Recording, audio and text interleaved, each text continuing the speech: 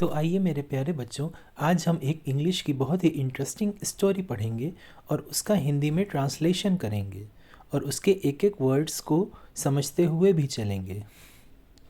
One afternoon a fox was walking through the forest and spotted a bunch of grapes hanging from over a lofty branch।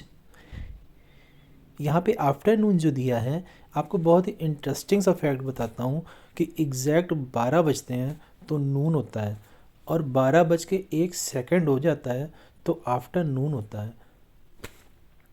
One afternoon, एक दोपहर, a fox, एक लोमड़ी, was walking, जा रही थी, through the forest, जंगल के या जंगल के पार या जंगल से होकर, and spotted a bunch of grapes, उसने अंगूर के गुच्छे को या अंगूरों के गुच्छे को देखा। स्पॉटेड मतलब देखा।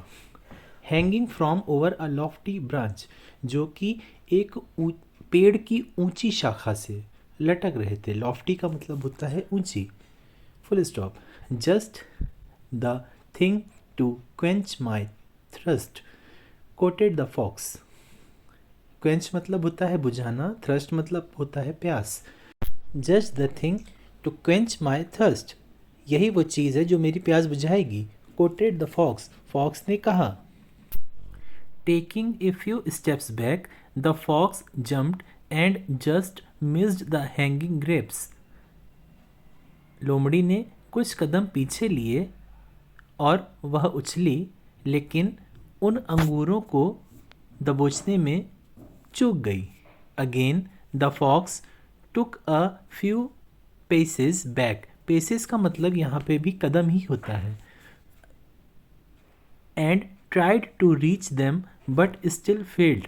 Again the fox took a few paces back, पुनः लोमड़ी ने कुछ कदम पीछे लिए और प्रयास किया उन तक पहुंचने का, लेकिन वह अभी भी असफल रही। Full stop.